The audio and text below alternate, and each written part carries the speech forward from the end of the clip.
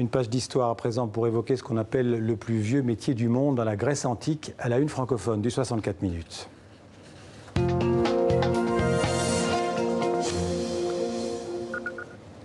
Bonjour Violaine Vanoyek. Bonjour. Bonjour, vous êtes romancière, spécialiste de l'Antiquité. Vous publiez donc La prostitution dans la Grèce antique, c'est aux éditions Encre Bleue.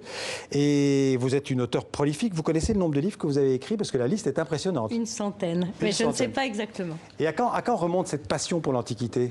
Depuis l'âge de 11 ans, en fait. Hein. Ouais. Et surtout pour la Grèce, parce que j'ai tout de suite adhéré aux théories du philosophe Platon, le beau, le bien, l'équilibre, les valeurs. Et donc voilà, et depuis je n'ai pas lâché cette passion. Alors ce livre parle de la prostitution. Alors on sait que la Grèce antique avait la réputation de mœurs assez libres. Oui. Comment est-ce que la prostitution s'explique dans une société comme celle-là? Alors votre question est intéressante parce que justement, moi ce qui m'intéresse dans l'histoire de la prostitution, c'est aussi l'histoire de la femme, c'est-à-dire sa liberté. Alors est-ce qu'elle était véritablement cloîtrée à l'époque de la Grèce antique, donc nous sommes au 5e siècle avant Jésus-Christ, ou est-ce qu'elle avait certaines libertés comme à Rome? Bon. Et des découvertes récentes nous permettent justement de dire qu'elle était moins cloîtrée qu'on aurait pu le penser et qu'elle pouvait faire son jogging, qu'elle pouvait faire du sport, etc. Alors j'imagine que ça dépend de quelle femme, évidemment, pas n'importe quelle femme. Ça dépend non, là je vous parle de la femme en général.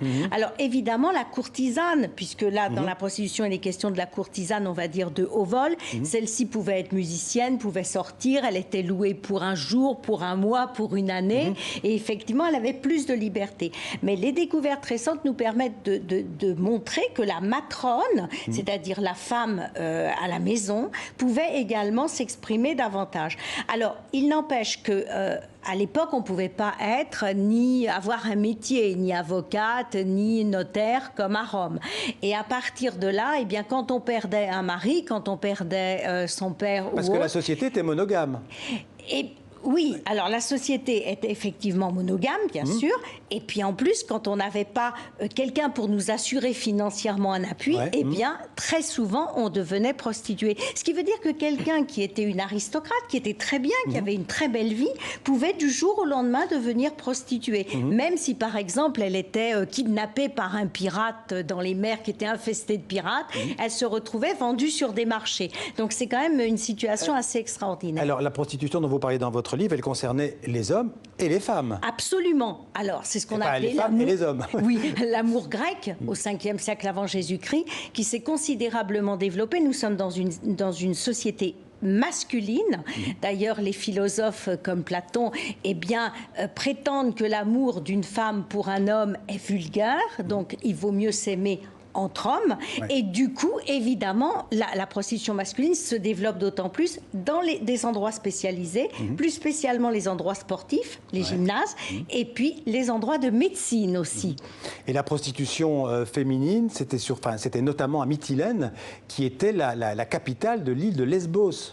Oui, alors là, c'était l'amour entre femmes, bon, qui a été mise à l'honneur, on va dire, par une poétesse très célèbre à l'époque qui s'appelait Sappho, et qui a laissé quelques fragments où effectivement, d'où cette connotation qu'a cette île de Lesbos où on s'aime encore entre femmes. D'où le terme lesbienne. Et le terme lesbienne, qui est sans connotation péjorative. C'est simplement un terme d'étymologie grecque. Voilà. Alors dans votre livre, les prostituées sont souvent très jeunes. Aujourd'hui, on parlerait de pédophilie.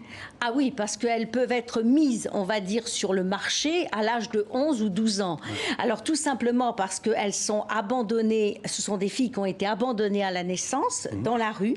À Sparte, de toute façon, on observait les enfants, et ceux qui étaient pas très bien portants ou un peu chétifs, eh bien ils étaient immédiatement abandonnés.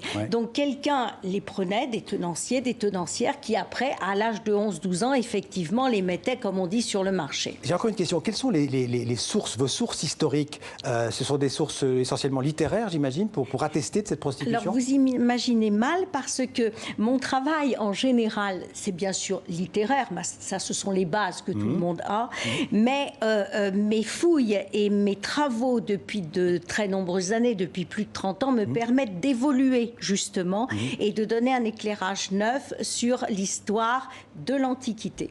Merci beaucoup Violaine Van-Noyek. Je rappelle le titre de votre livre, La prostitution dans la Grèce antique, d'ailleurs qui est aux collections Large Vision, donc qui est écrit très très large. Oui, pour les malvoyants, Voilà. et je salue cette maison d'édition qui fait un travail extraordinaire. Merci beaucoup. Merci.